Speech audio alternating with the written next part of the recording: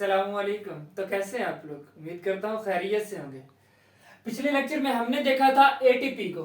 ATP basically होता क्या है? Adenosine triphosphate. किसी भी सेल की एनर्जी करेंसी जो होती है वो एटीपी होती है। मीन सेल एनर्जी प्रोड्यूस कर रहा है, सेल एनर्जी यूटिलाइज कर रहा है। Cell can use energy in the form of ATP. So next जो आज का हमारा टॉपिक है वो है photosynthesis. Photosynthesis basically green plants में होती है, फोटोसिंथेटिक ऑर्गेनिज्म में होती है। मींस वो ऑर्गेनिज्म जो फोटोसिंथेसिस के जरिए अपनी खुराक को तैयार कर सकते हैं।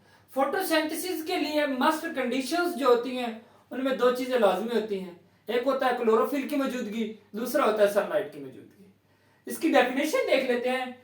Preparation of glucose molecule from carbon dioxide and water in the presence of sunlight and chlorophyll.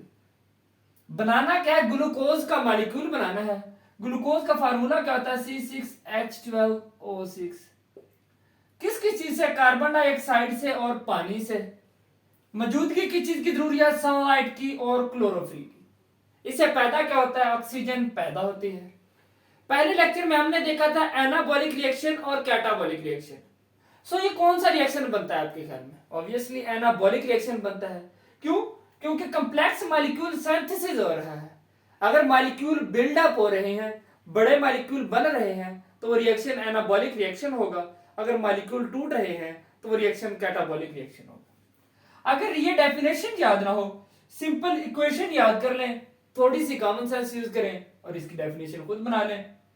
Carbon dioxide और वाटर को यूज करना है, साथ में क्या चीज? सनलाइट। कार्बन डाइऑक्साइड वाटर को यूज करें इन the presence of sunlight, reactant हो गए। प्रोड्यूस क्या करना है? ग्लूकोज का मॉलिक्यूल और oxygen as a by product. आपको पता है इस कायनात के लिए फोटोसिंथेसिस निहायत जरूरी है। इंसानों की दो बेसिक रिक्वायरमेंट्स है। पहली रिक्वायरमेंट ऑक्सीजन है, सांस लेना है। दूसरी रिक्वायरमेंट फूड की है। Energy transformation, energy cycle start करवाने में फोटोसिंथेसिस का की रोल है। सनलाइट से जो एनर्जी हमें मिलती है वो बेसिकली कैप्चर कर लेते हैं प्लांट और फिर वो सर्कुलेट होती है प्रोड्यूसर, प्रोड्यूसर से प्राइमरी कंज्यूमर, प्राइमरी कंज्यूमर से सेकेंडरी, सेकेंडरी से टर्शियरी, डिकंपोजर और फिर वो प्लांट तक जाती है। इस तरह ये एनर्जी का साइकिल चलता रहता है। आप नेक्स्ट चैप्टर में जाके ये पढ़ेंगे। सो लाइट जो होती है वो बेसिकली प्लांट्स के थ्रू इस इन्वायरमेंट में कंज्यूम होती है। इसके अलावा कार्बोहाइड्रेट मिलते हैं, ग्लूकोज मिलता है, हमें एनर्जी की रिक्वायरमेंट पूरी होती है। ऑक्सीजन मिलती है, एनर्जी की रिक्वायरमेंट के साथ साथ सांस लेने में भी मदद मिलती है। सो फोटोसिंथेसिस निहायत ही जरूरी है for the survival of life on this universe. होती किस किस में है? इंपॉर्टेंट ऑब्जेक्टिव भी शॉर्ट क्वेश्चन के पॉइंट ऑफ व्यू से भी पूछा जा सकता है।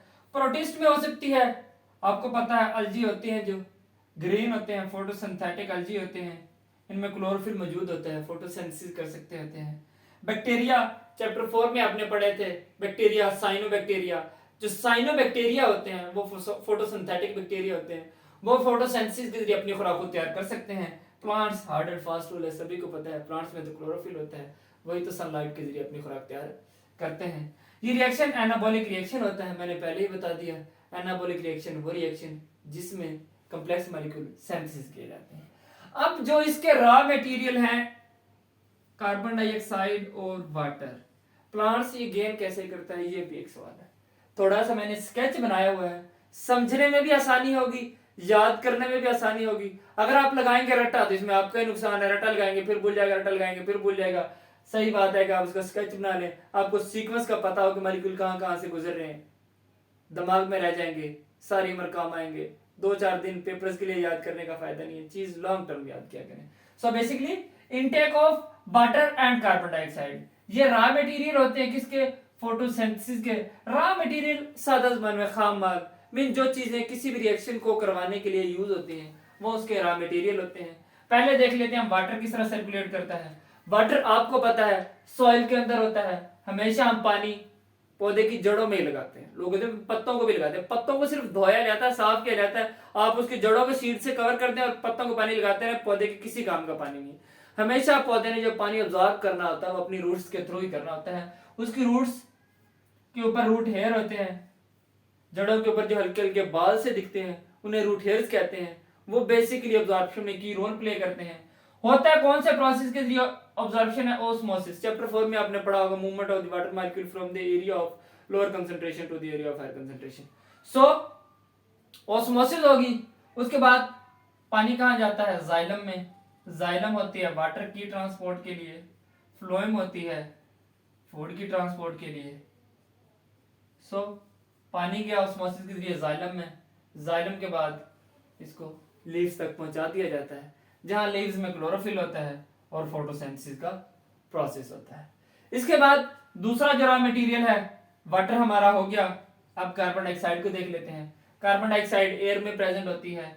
एयर से टीनी पोर्स होते हैं प्लांट्स के लीव्स के ऊपर, जिन्हें स्टोमेटा कहते हैं। 1 to 2% होते हैं किसी भी लीफ के सरफेस एरिया का। इंपॉर्टेंट ऑब्जेक्टिव है, याद कर लीजिएगा। इसके बाद टीनी पोर से ये कार्बन डाइऑक्साइड एयर स्पेसिस में चली जाती है। एयर स्पेसिस कहते हैं खाली एम्प्टी एरिया। इसके बाद ये अब्जॉर्ब कर लिया जाता है पानी के जरिए। मींस जो पानी होता है वो कार्बन डाइऑक्साइड को अब्जॉर्ब कर लेता है, अपने अंदर जज़ब कर लेता है। इसके बाद ये कार्बन डाइऑक्साइड खुद ब खुद डिफ्यूज हो जाती है मीजोफिल सेल्स के अंदर। मीजोफिल सेल्स में डिफ्यूज होने के बाद इसको यूज किया जाता है by the chlorophyll molecule to form food by the process of photosynthesis. ये बेसिकली हमारा आज का टॉपिक था। आई डू बिलीव सिंपल सा टॉपिक, सिंपल से अल्फाज, सिंपल सी वर्डिंग और बेसिक बिल्कुल सादा सा कंसेप्ट। अगर आपको इसमें कोई भी कंफ्यूजन या इसके रेलिवेंट कोई भी क्वेश्चन आप पूछना चाहते हैं तो आप कमेंट सेक्शन में पूछ सकते हैं। Thank you so much for watching.